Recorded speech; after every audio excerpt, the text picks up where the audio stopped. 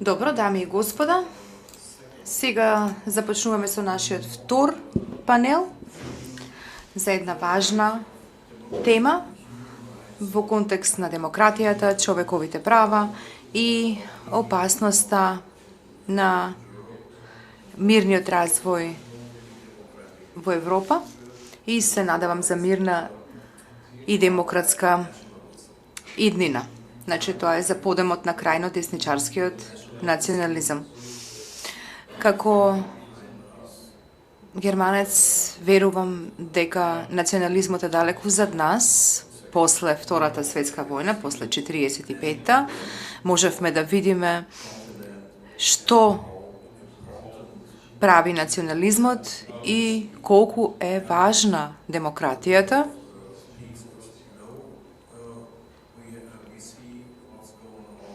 Сега гледаме денеска што се случува во Украина со напади од Русија и националистичкиот режим на Путин, што значи, односно ни кажува дека национализмот може да значи војна и уништување на демократијата. Во европските земји имаме крајно десничарски национализам.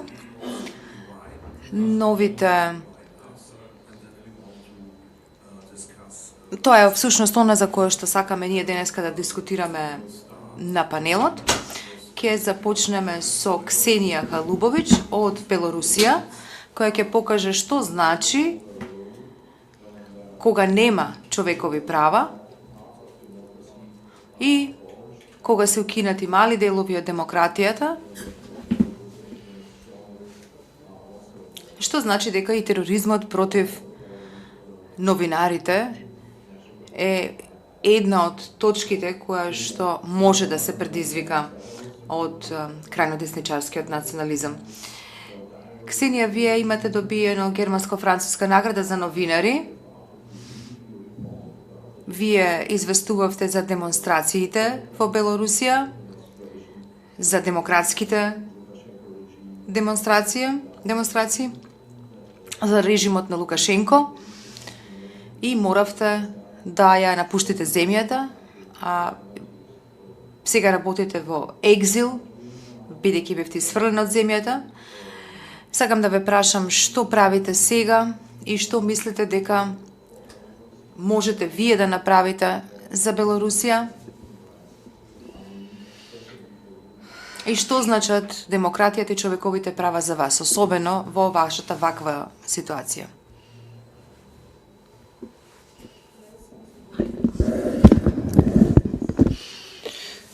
Имаме притворени новинари.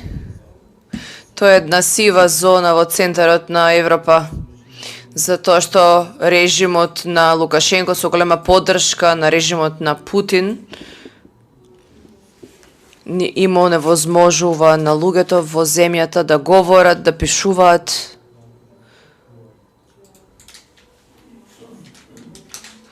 да си ги изразуваат мислењата, затоа што можат да бидат со години затворени. Само заради еден коментар, заради една порака на месенџер, да речеме, последниве 4 години помеѓу 1,5 милион луѓе ја напуштаат земјата и илјадници луѓе не може да се вратат дома.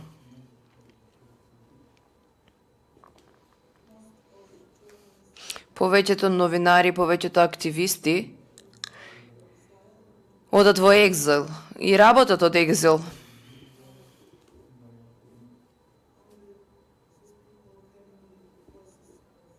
Само овие луѓе можат да го пренесуваат гласот на своите сонародници кои што не можат да ја напуштат земјата и кои што живеат во тивката сива зона. Зона на притисок. Вчера и добив ужасна вест. Една жена се самоуби поради политичката репресија во Белорусија. Тоа се случува кога на луѓето им е оневозможено повеќе да зборуваат и не знаат повеќе што да сторат со таквите невозможни услови за живот.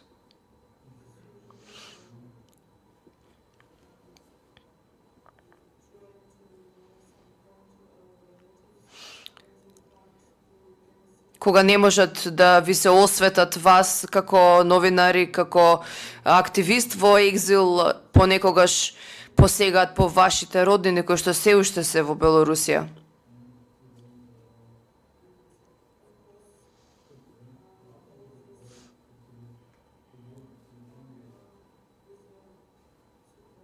И се ова се случува благодарение што поддршката ја пружа Путин, затоа што повеќето белоруси сакаат да бидат слободни.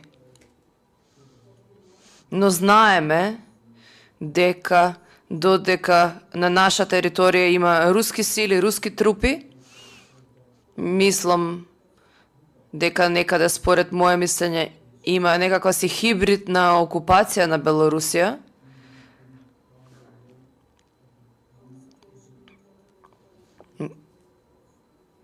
Нашата ситуација целосно е зависна од победата на Украина и нашите момци и девојки се борат за слободата на Украина, а со тоа и за слободата на Белорусија.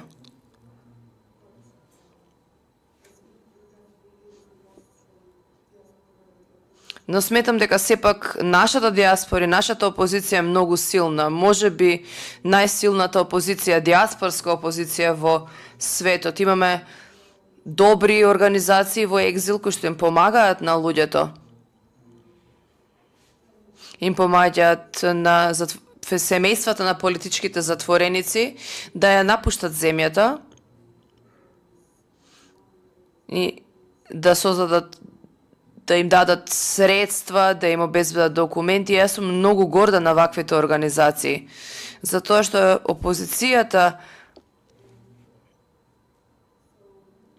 не успева Русија да не скрши. Работиме преку диаспората. Ова трае веќе години. На светот му покажуваме дека сме силни и дека сме поврзани и дека продолживме својата борба.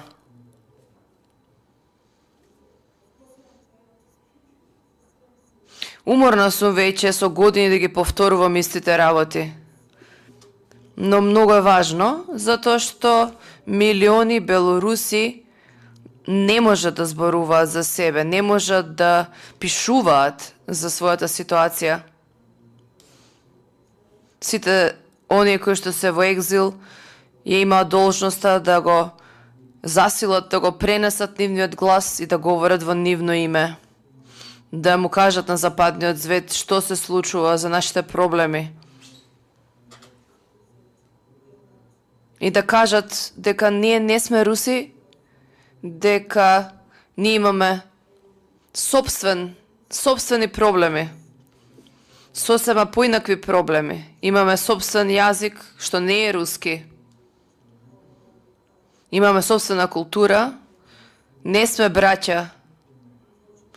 За жал, ќе бидеме соседи, но не и браќа. Никогаш браќа.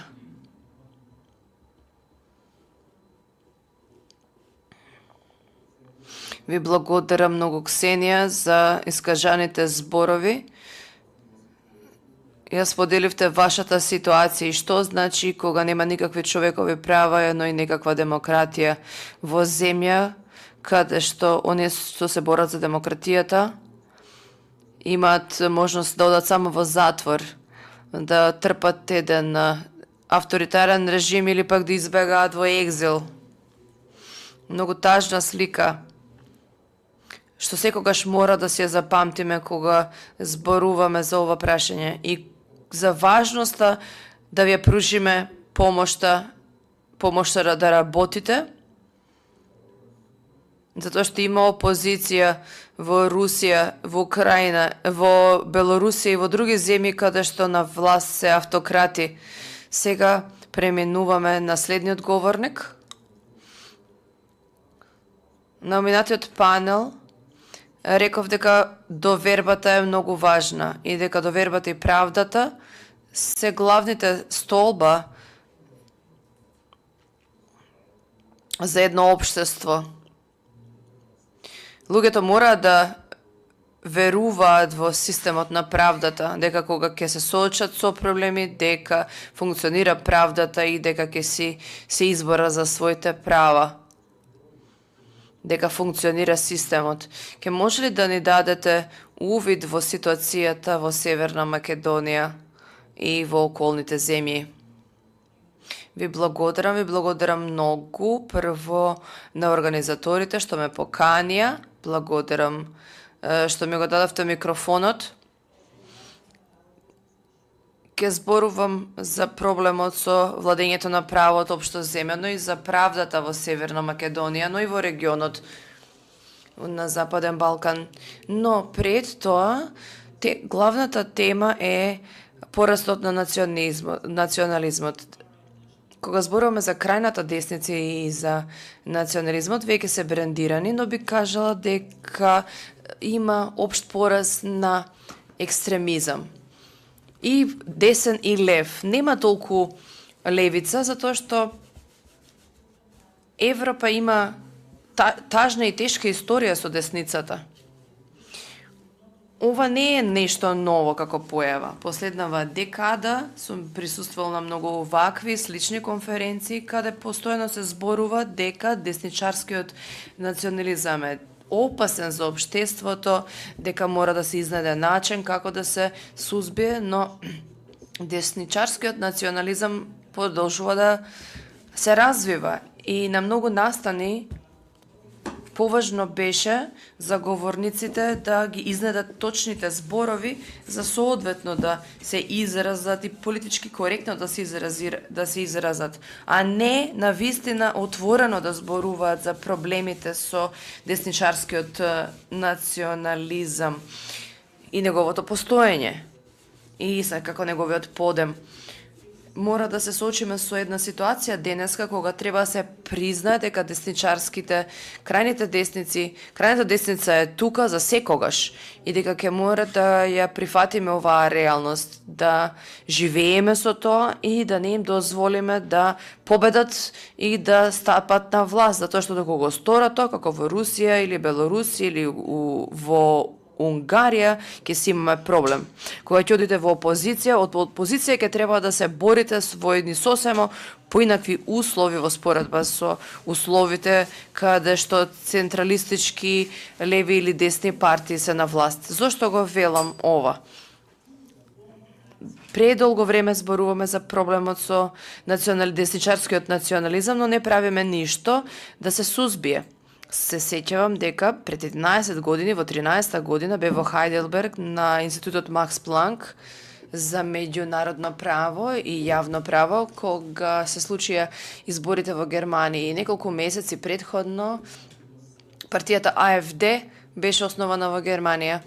И кога дојдоа резултатите од изборите во септември, сеќам наредниот ден, отидов во институтот со други истражувачи кои што се дискутираше меѓу нив дека има некаква се славеше за тоа што не успеале да го надминат прагот од 5%, затоа што има освоиле 4,9%.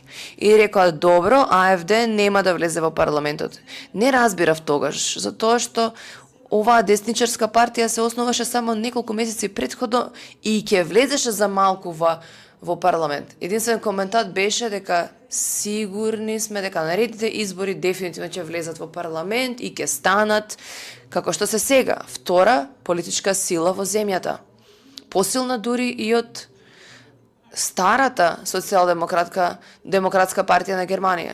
Јас сум социјалдемократ исто така и тешко ми е да сватам како многу луѓе, многу умни луѓе не успеале да видат и да создадат стратегија за сузбивање на причините не на партијата и нејзиното воспоставување, туку на причините за порастот на десничарскиот национализам. Проблемот е дека умерените луѓе и политичари, активистите избегнуваат да признаат што се случува во моментов. Тоа дека социјалниот договор по Втората светска војна не важи повеќе. Се намалува довербата на луѓето во институциите, сметаат дека не функционираат во нивна корист, сметаат дека не постои никаков диалог во рамките на институциите и самите тие не нудат она што ветиле дека ќе го нудат. Ни секако, овие чувства се нерационални. И за жал се, нерационални, но секако политиката не се однесува секогаш на рационалните одлуки. Кога ги учиме на универзитет студентите, ги учиме за политика заснована на нерационалности, стравови, погрешни избори, но сепак ваквиот пораст не е регулиран. Ова се случува во регионот, во Европа. А сега ќе преминам на нашиот регион. Во сите земји од Западен Балкан, а и во Северна Македонија, има антидемократски сили, политички екстремизам. Во пораст. Една од причините зошто ова не е карактеристика само на Западен Балкан, туку и за повеќето така наречени демократи во транзиција или недоволно развиени демократи. Тоа е проблемот со нефункционирањето на правната држава. Огромна и висока корупција, организиран криминал, многу ветувања дадени, многу малку исполнето. И ветувањата секако не се исполнети и се направени болни компромиси, затоа што требало да се постигнат некои други придобивки за сметка на владењето на правото. Во Северна Македонија, например, гледаме дека луѓето целосно се разочарани со правниот систем. Ние сме еден од примерите, уникатните примери каде што помалку од 2% од популацијата сметат дека судовите може да правораздаваат. И ова не е проблем за функционирањето на системот на судството, туку проблем за стабилноста на општеството како такво. На целото општество. Зошто? Затоа што кога луѓето чувствуваат дека не можат да и се изборат за правда пред суд, прибегнуваат по порадикални, по-револуционерни мерки, кои што ветуваат дека наместо корумпираните елити, дека и земјата, дека самите можат да се изборат за правда. Не преку суд, приватно, на улица.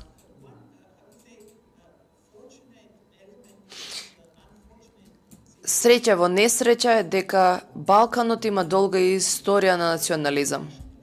Национализмот е дел од политичкиот мејнстрим и то долго време. Значи имаме мејнстрим политички партии кои што се уште го контролираат народот, за да не застрани премногу на десно. Значи имаме десничарски партии кои што го покриваат просторот од центарот кон десно до скоро екстремна десница, но во Северна Македонија имаме тенденции и покрај тоа што нашите десничарски партии и они кои што тврдат дека се центар десно, не биле доволно десничарски, доволно долго, а сега се појавуваат уште по-десничарски партии од нив. Партии кои што се обедуваат да покријат се од крајна десница до крајна левица со исклучок на центарот. Такви партии добиваат повеќе симпатизери, радикално настапуваат пред јавноста и умерените луѓе велат доколку рационално размислуваме, ваквата реторика и ваквите активности треба да им ја намалат популарноста, но после секој радикален испад им се зголемува популарноста. И убеден сум дека на следните избори во земјава или на локални до година или собраниски ќе видиме колку се силни овие политички екстремистички партии, односно крајни десници. И не смеме да бидеме изненадени. Сега со новата влада повторно чу и го слушнавме истото ветување дека ќе има организирана и систематска борба против криминалот и корупцијата. Секако се преземаат активности кои што се во ред, но дали оваа заложба на вистина ќе се покаже како искрена, ќе видиме кога ќе видиме дали ќе се ограничат со тужбите за криминал само против политичките опоненти или против своите. Затоа што многу е лесно да се борите со корупција со поранешните министри, кои што не се повеќе на власт, не се на позиција, не уживаат привилегии. Проблемот ви се појавува кога треба да сузбивате корупција во своите редови. И да бидам искрен, минатата влада доби општа поддршка да се конфронтира со големата корупција во општеството, но за жал и покри тоа што имаше некакви чекори направени во таа насока, минатата влада не успеа да се избори. И би признал дека тие носат одговорноста за растот на политичкиот екстремизам во нашето општество. Да привршам, сметам дека доколку започнеме да зборуваме искрено за проблемите и слабостите на центристичките партии, би било многу подобро отколку да зборуваме за проблемот на крајната десница и да објаснуваме, да самите себе си да си објаснуваме, зашто имам такво чувство дека самите себе се ги убедуваме и нашите somисленици дека крајната десница е опасна. Секако дека е опасна, но како да ја сузбиеме, како да биде повторно мејнстримот примамлив за обичниот човек, затоа што не можете да ги смените луѓето. Луѓето се тие што се, или ги сакаме или не ги сакаме.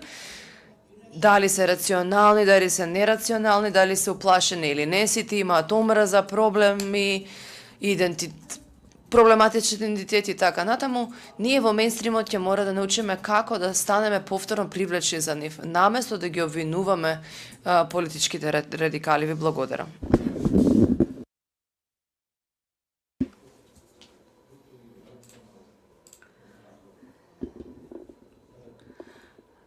Се надам дека точно ќе ви го изговорам името. Јас сум Спасов, а господинот Маричич ќе биде онлайн.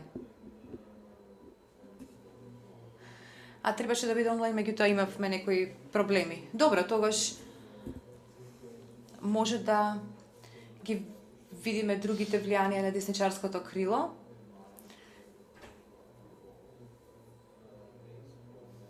Врз основа на национализмот, ние сите имаме страв. И во Германија дури, сите ние чувствуваме страв кога ги слушаме вестите за Србија, за Косово, знаејќи дека секаде може нешто да се случи. Што значи ова за мирот на Балканот?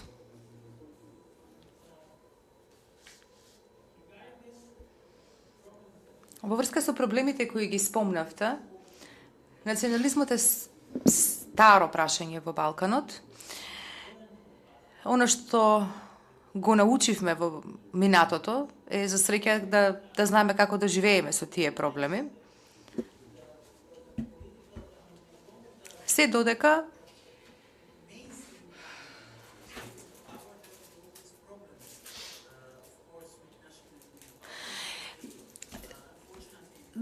има мог да се разрешаваат таквите проблеми. Меѓутоа, во повеќето од балканските земји повеќе се десничарски отколку централизирани. Ние мораме да живееме во вакви ситуации затоа што десничарските влади се хранат од создавањето на такви проблеми. Има една работа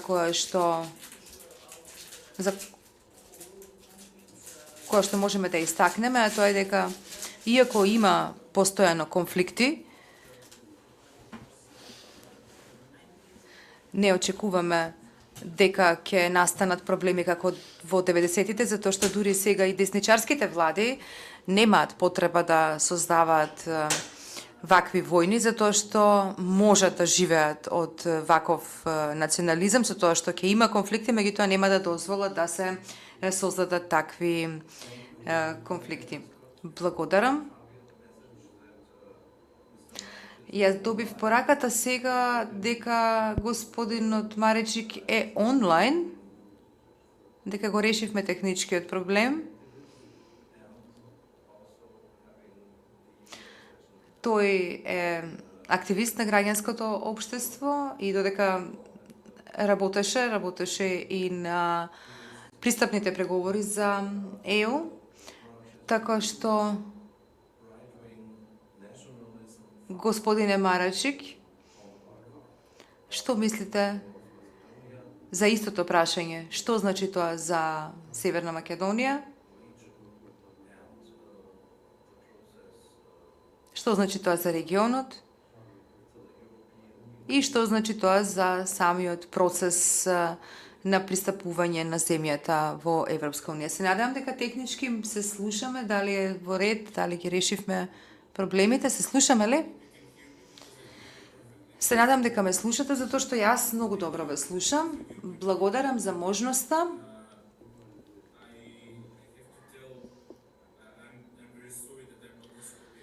Жал ми е што не сум во Скопје денес. Денеска сум во Подгорица. Работам со преговарачкиот тим за Европска унија.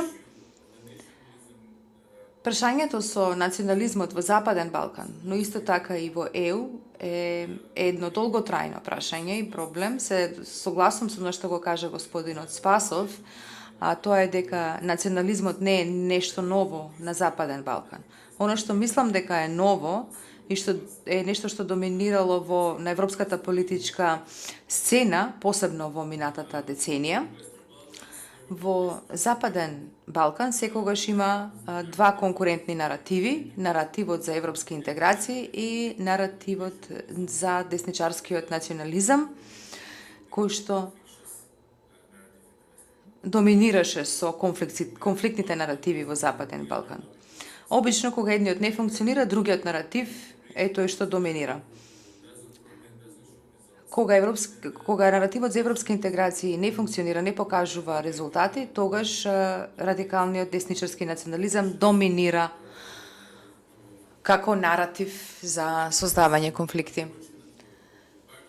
За жал, тоа е дел од политичката сцена на сите вакви сцени, оно што дури во Европа, оно што го сведочевме во Франција, Италија, Унгарија, Германија, како што беше спомнато, како и во Холандија и во други земји, тоа е нешто што прави да помислиме дека ова не е само некоја специјалност на Балканот, туку дека е нешто што се однесува и на Европа.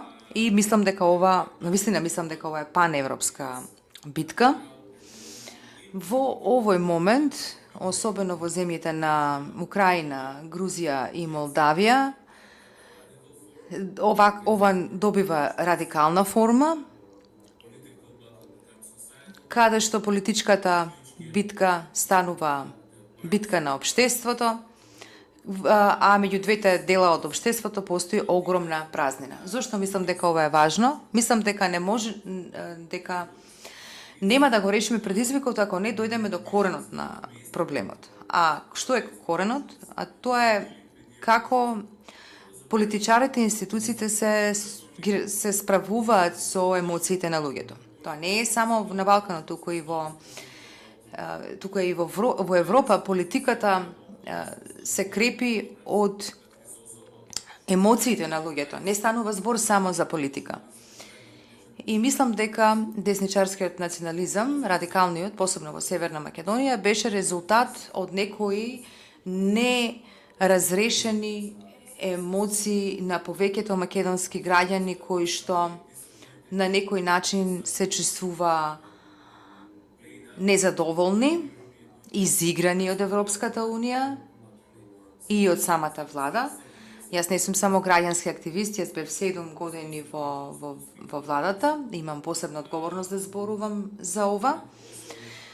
А исто така, мислам дека сега ќе треба да се справиме со таквите емоции и да ги пренесеме во политичка активност, која што ќе се спротистави на десничарскиот радикален национализам. Мислам дека ЕУ наративот, кој што е за во насока на проширување и влез во Европска Унија, е се уште наратив на прогресивните општествени групи, затоа што во еден момент беше во криза и се уште е, бидејќи не е многу популарно да се зборува за Европската Унија и за пристапувањето во ЕУ, меѓутоа ако блиско следите, ќе забележите дека дури и оние влади кои што се повеќе кон десничарските влади имаат страв отворено да се откажат од пристапувањето кон ЕУ и не сака да оставаат впечаток пред граѓаните и пред класачите дека се откажуваат од пристапувањето во ЕУ. Спротивно на тоа, тие одаваат впечаток и користат наратив дека се за влез во ЕУ, иако тоа не го испорачуваат секогаш. И тоа е нашата битка која што ќе треба во која што ќе треба да се избориме. Оно што мислам дека треба да го направиме е прво да бидеме свесни дека треба да бидеме подготвени за борба. За политичка и општествена битка која што не подразбира насилство, туку борба за да се придобијат и мислењата и срцата на луѓето, односно борба за да се избориме за нашиот проевропски наратив и при тоа да им внесеме ентузијазам и надеж на луѓето и да им предочиме дека тоа е многу подобра опција за нив отколку радикалниот национализам. Ова вклучува потреба за битка за своите убедувања од сите страни, за сето она во кое што сите веруваат. Можеме да видиме како сите наши пријатели и истомисленици се борат во многу сериозни услови во Украина, во Молдавија, Грузија, Белорусија. Еве сега слушнавме, нели, колешката што кажа за Белорусија. Ако ова битка може да ја бијат во такви тешки услови и со такво високо ниво на закана по нивниот живот и екзистенција, мислам дека за нас на Западен Балкан би било многу полесно да се бориме за европската интеграција во која што веруваме. Ќе завршам со тоа што ќе кажам, што ни е потребно, а потребен ни е јасен план за приклучување кон Европската Унија, кој што ќе биде одобрен и усвоен од самата Европска Унија. Ние не можеме да успееме во напорите ако немаме јасни и искрени намери за да станеме членка на Европска Унија. Албанија и Црна Гора работат многу напорно да ги завршат преговорите во предвидлива иднина 2026 за Албанија 2027 и мислам дека тоа треба да го направат сите земји од регионот и дека ние сите треба да направиме јасен план за тоа како да ги завршиме преговорите и пристапувањето и да ги направиме сите потребни работи што е можно поскоро, но тоа треба да биде одобрено и прифатено од Европската Унија ако сакаме ние да успееме. И ако тоа го направиме, ќе ни даде малце дополнителна енергија да се бориме за да можеме да успееме и да го стопнеме радикалниот национализам кој што донесе многу трагедии и многу несрекни ситуации во нашиот регион и во преостанатиот дел од Балканот. Ви благодарам многу. Пред по-детално да видиме што се случува нели во Босна и Херцеговина, сакам да побарам од Мика Бојстер, кој што е председател на Германската унија на новинари, за десничарскиот национализам, бидејќи И што значи десничарскиот национализам за новинарството во Германија и во однос на информирањето на демократската публика. Интересно е да се види дека вие не сте сами во однос на притисокот кој што се трпи од десничарскиот национализам. Вие спомнавте нели некои проценти, 80-82% кои што се против нив, против национализмот, значи на позитивен начин. Мика, вие имате многу искуство, значи што значи за слободата на говорот, за новинарството, кога крајно десничарскиот национализам стапува на сцената? Да, стапува на сцената и тоа со сила. Имавме избор во парламентот во Германија во февруари. Имаше и алтернатива и за Германија и очекувавме дека ќе бидат на второ место по гласовите, а тие се доста екстремисти, доста екстремистичка партија, секогаш се крајно десничарски на секои избори и може да се каже дека тие користат отворено нацистички јазик и референци кон нацистичкиот режим. Имаме слушнато дека во Германија не беше прифатливо во германскиот политички систем да има упатување и референци кон таквиот период, односно периодот од 30 и некоја година до 45-та година, така што тоа се разбира беше од очигледни причини, така. Меѓутоа, сега веќе сте десенситизирани на сето тоа, и тоа се однесува и на медиумското известување.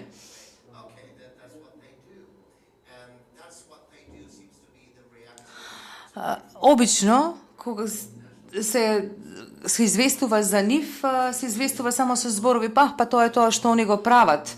И едноставно прифатено е како нешто што они го прават. И така и за нив се известува. Така што десничарските партии или движења во земјите од светот имаат една заедничка работа, бидејќи станува збор за една глобална појава со која што луѓето се соочуваат локално.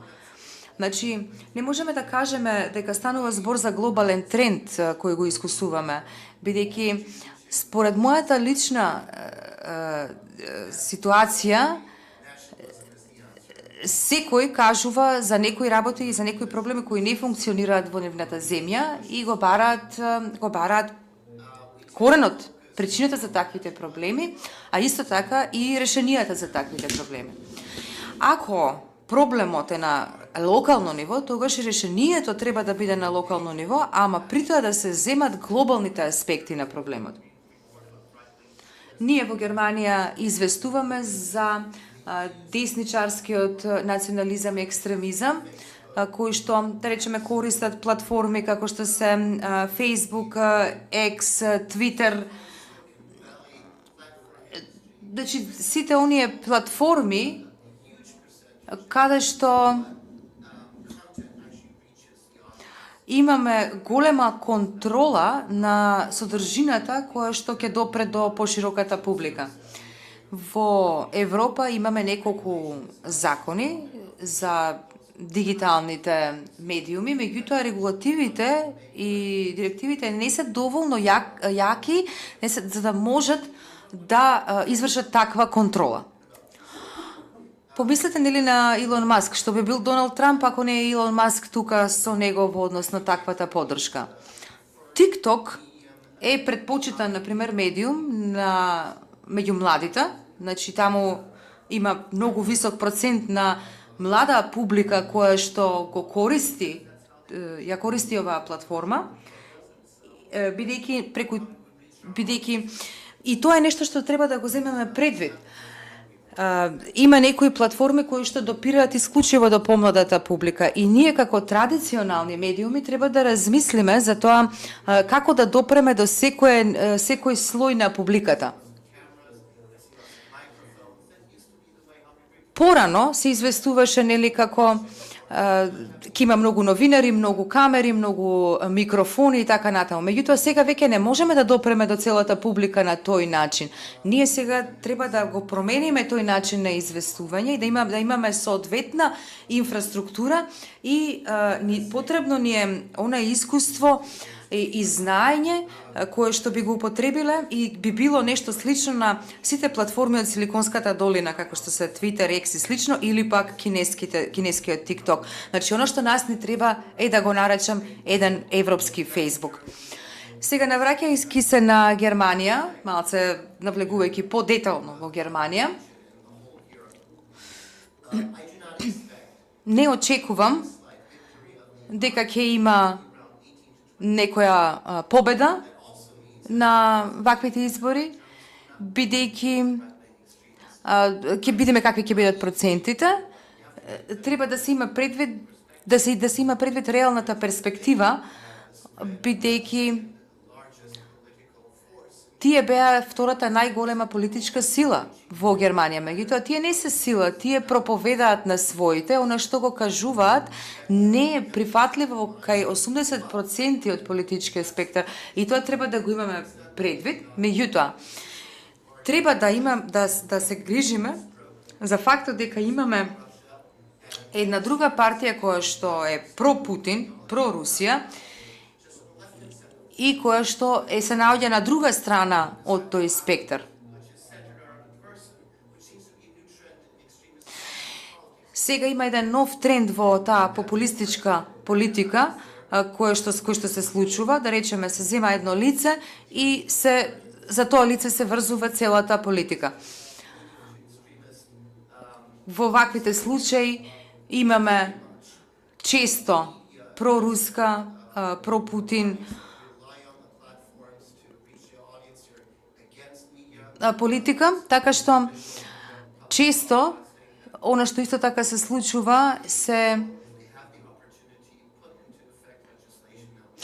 традиционални медиуми за кои што е потребно да имат посебни регулативи. Значи треба да имаме всушност потреба од создавање на соодветни прописи и регулативи кои што ќе водат сметка за ваквите наративи ќе вршат контрола.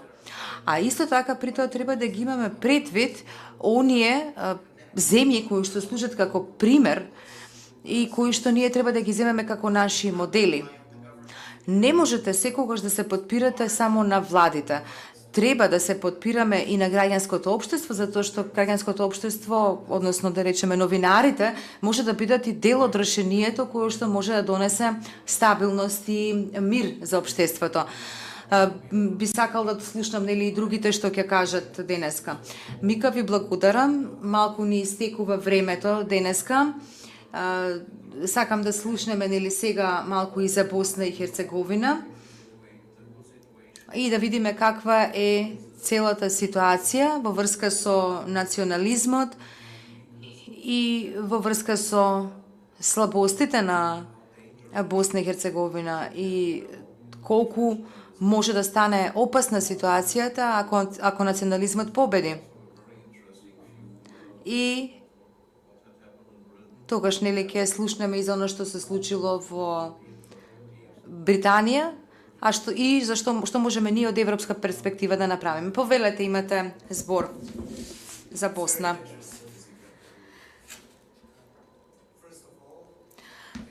Прво, ви благодарам за гостопринството и за тоа што ме поканивте да зборувам на овој настан.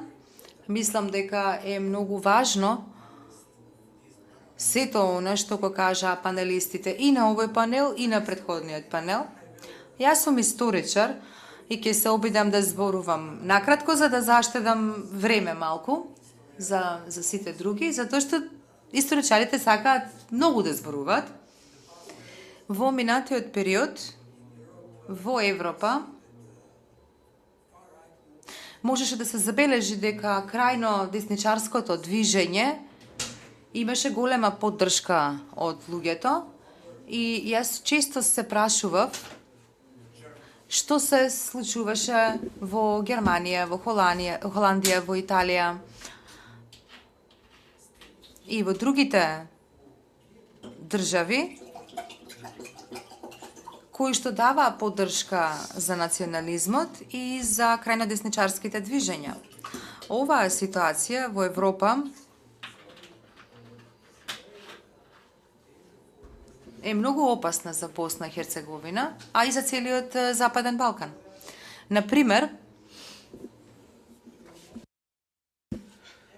ако се сеќавате на поранешниот премиер на Велика Британија, Камерон, тој рече дека Србија е рускиот пандан на Балканот. Ова е проблем и за Босна и Херцеговина, бидејќи има подем на национализам и подем на малициозна политика во Босна од српската страна. Релевантното истражување ни кажа дека Русија го поддржува подемот на крајно десничарското движење и овие политики имаат поддршка и во цела Европа. За мене, символот на крајно десничарското движење во Европа е премиерот на Унгарија, господинот Орбан, и откако Трамп победи на председателските избори во Америка, имавме еден голем настан во Бања Лука. Луѓето, србите, излегоа на улиците и ја славеа, ја прославуваа победата на Трамп. А Милорад Додик, првиот човек зад Република Српска и еден од најголемите проблеми во Босна и Херцеговина и другиот дел од Балканот, рече дека тој има добар однос со Орбан и дека има поврзано со Фицово Словачка и кажа, добро, имам добра поврзаност со Орбан, а Орбан има добра поврзаност со Трамп и токму тоа беше всушност и поентата, односно големата шанса за Република Српска и за Русија да имаат влијание во Босна и Херцеговина. Мислам дека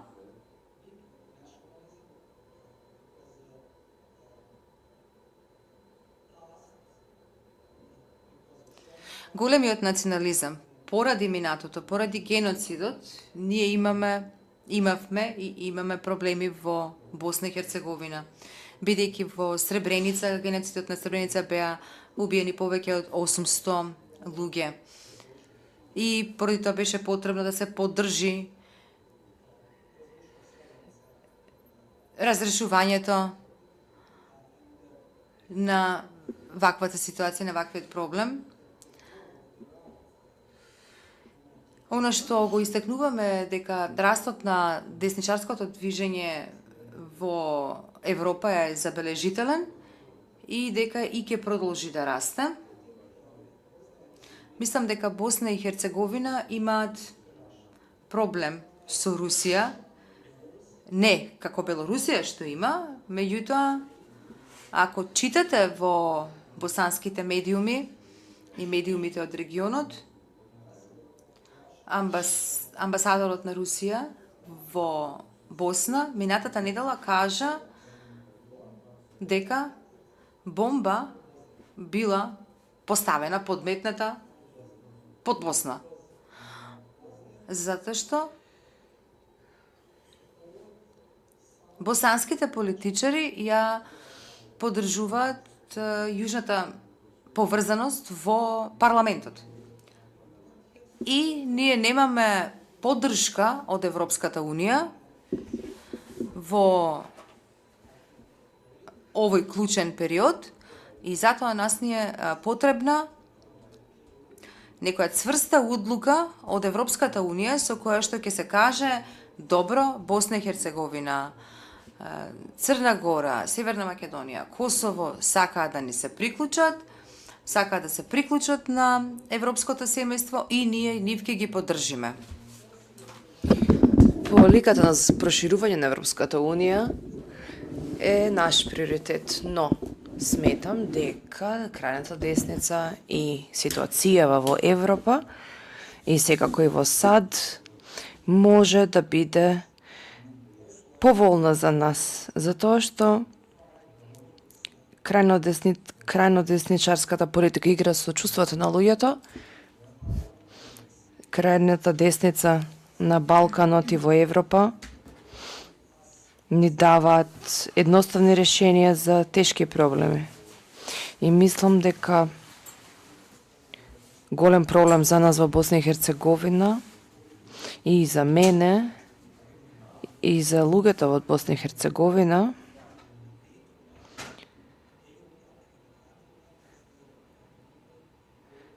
и за нас е многу поважна европската опција отколку НАТО опцијата.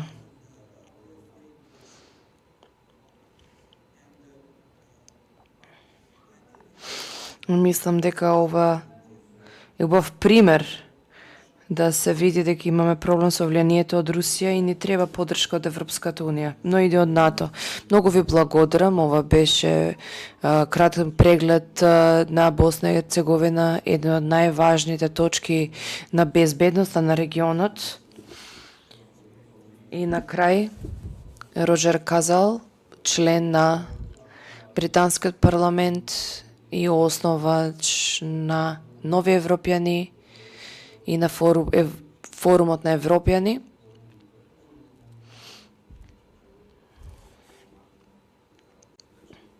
Како е со национализмот и со десничарството после Брекзитот, односно крајното десничарско? Добро утро на сите. Ке се обидам да бидам краток, 5 до 1, не знам како е во Северна Македонија. Кога станува збор за ручек, треба да се јаде. 5 до 1. Знам дека јас ви пречам сега да се одите на ручек, но морам да ви кажам, јас сум британски европеец. Не трчам, не сум тој што сака Британија да биде повторно велика, но сакам да стане европска. И сакам Северна Македонија да биде поблиска до Европската Унија. Затоа ми е мило што ме поканевте да учествувам во разговорите. Волфган не подсети дека национализмот и авторитарианизмот одат рамо под рамо и водат кон војна. Треба да размислиме на тоа. Не само неделата на човекови права и демократија, туку постојано да се подсетуваме на тој. Како европеец знам дека Европа е мировен проект. Немам директно искуство од војната, не сум доволно стар, но го памтам 89-та кога падна зидот. Јас живеев во Берлин тој период и знам дека не е наивно да се верува дека можни се големи промени. Студира во Болоња кога падна Италијанската република под напливот на корупцијата и внатрешните проблеми. И затоа сметам дека може да дојдат промени. Убеден сум ги видел тие промени и ќе се навратиме на Британија 90-ти години. Станав парламентарец од лабористичката партија, освоив место во парламентот што беше резервирано за конзервативците и ми рекоа дека ќе бидам наивен ако се потрудам, но се потрудив и победив. И времето се менува, климата се менува. Не само природата климата, туку климата политичка се менува. Доаѓа голема бура по бура која што не очекува. Го видовме во Британија со растот на десничарскиот популизам, кој што е истурка од Европската Унија. Имавме најлоша повоена влада до сега, она на Борис Джонсон. Само сакав да споделам неколку наоди кои што ги имам слушајќи ги дискусиите и состојбите кои што ги имате. Што научив јас? Мислам дека првата лекција би била кога ќе ги погледнете сите популисти, Најджел Фараж, Борис Џонсон, не смееме да имаме заблуди дека сакаат да го сторат она што го ветуваат. Најджел Фараж, не сметам, всушност сакам, не верувам дека сакаше да излезе од ЕУ. Имаше добра работа, цел време беше на телевизија. Што сакаше да постигне беше да направи една омрза спрема ЕУ.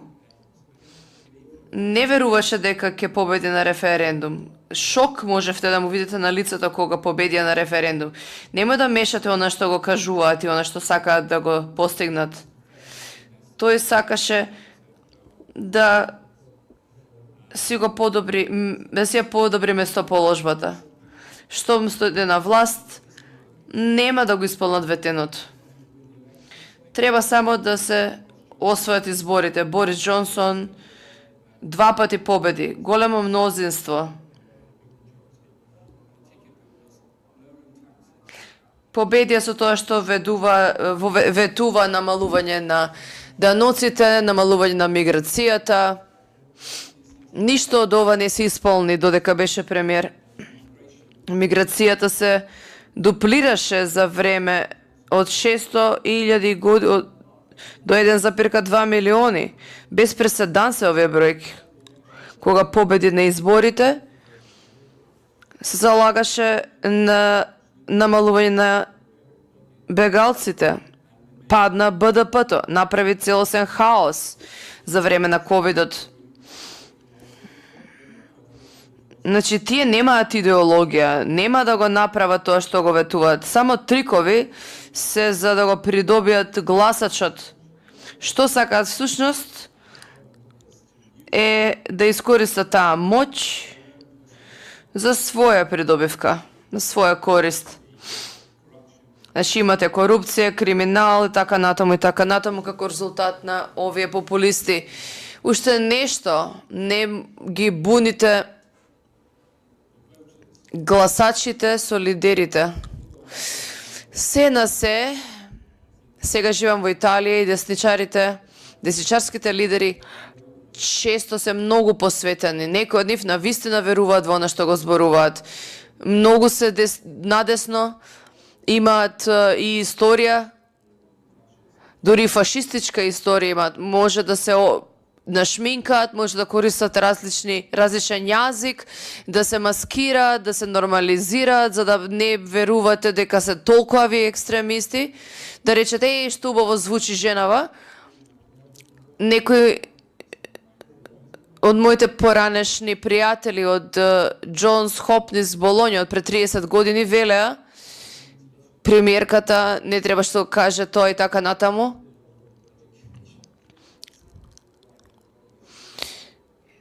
Толку пари вложија во своето едуцирање што не можат да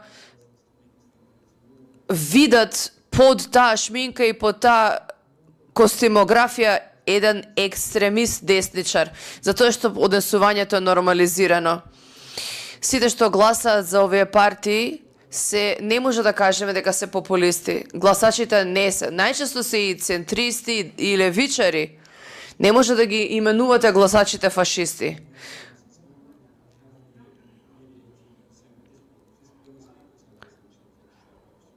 Кога 20% за АФД беше резултатот во Германија и шок беше за сите. Наречете ги фашисти, нацисти, како сакате.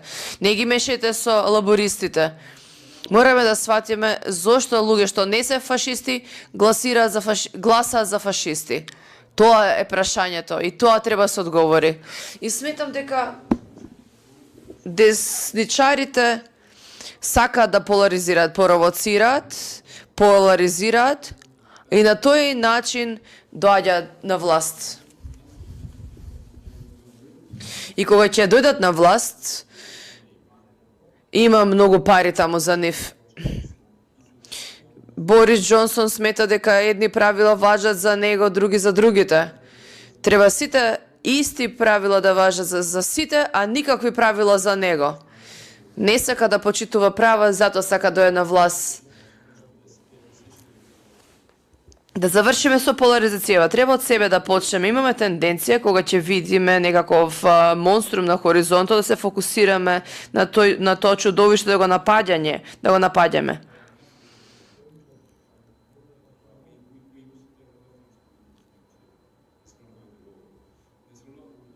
Многу треба да сториме за себе како посветени демократи. Новата европска визија е визија која што ќе биде не само политички проект, туку Европа која што е безбедно место за демократијата и човековите права. Ние како граѓани и невладини, ние имаме одговорност да изградиме од темел таа нова Европа и мислам дека треба да се поврзуваме на цивилизиран начин, да најдеме емпатија. Кога бев пратеник, представував една изборна единица Вимблдон. И една од најубавите работи што може да ги чуеме дека не гласав за тебе, но добар си, убаво ме представуваш. И го почитува фактот дека ги представувам сите, дека сум од лабористичка партија, но ги представувам сите гласачи. И кога изгубив, и навистина изгубив на крајот, човекот што ме замени е конзервативен. И му реков, гледам дека ти доаѓаат луѓе и ти велат не гласав за тебе, но добра работа се заврши. Не е битно дали сте конзервативец или лаборист, важно е да обслужувате заедницата. И мислам дека го загубивме тоа чувство на заедништво, дека има некои работи што не разделуваат, разграничуваат, но и не поврзуваат. И треба да се согласиме дека иднината на Европа е да биде безбедно место за човекови права и демократија, дали на центарот, лево или десно. И мора го сработиме тоа да направиме таков центар. Мојата организација, има многу организации кои што специализираат во граѓански здруженија и сакам да ја дадам нашата помош, ќе додам во Скопје во други место и да организираме граѓани каде што ќе може да се дискутира, не да влегуваат, не да се согласуваат, туку да дискутираат и да разберат зошто се чувствуваат така или гласаат на тој начин и да изградиме заедничка основа, да не создаваме само лаги, поларизации и негативни чувства, туку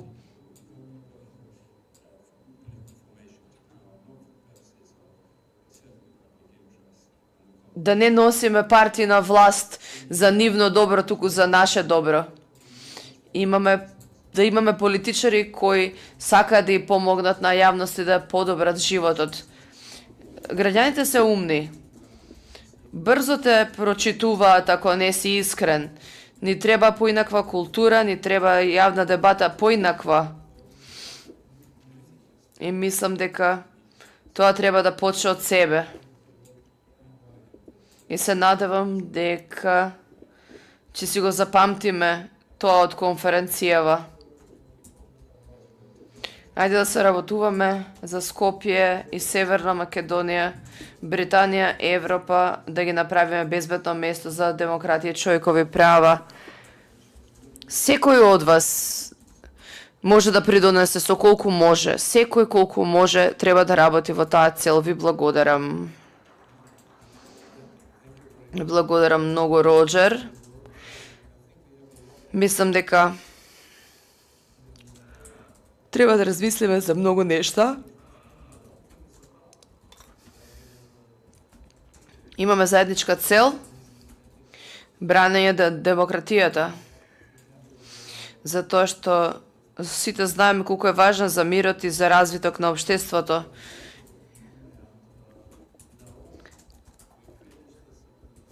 Завршиме со вториот панел. Се надевам дека ќе чуеме нешто добро за ручекот. Да споменам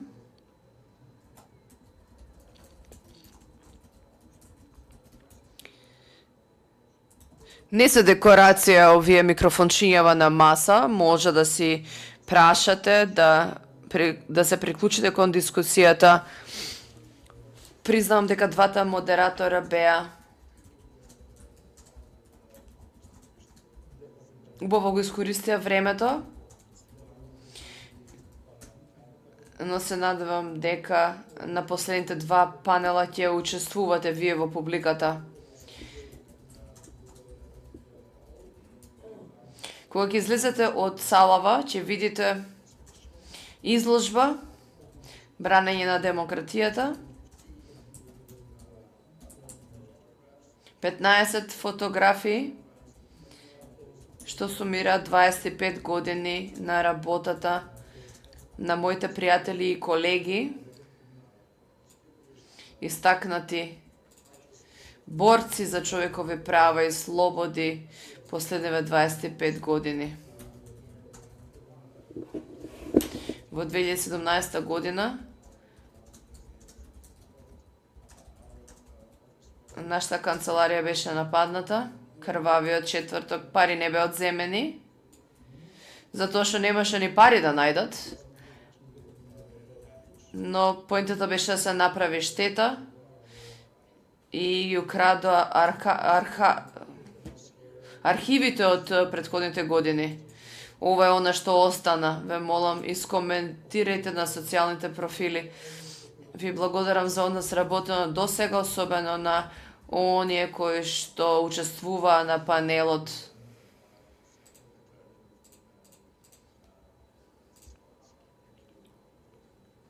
Ви благодарам во особено вам за сите напори. И вам, дами и господа, што бевте дел од овој панел.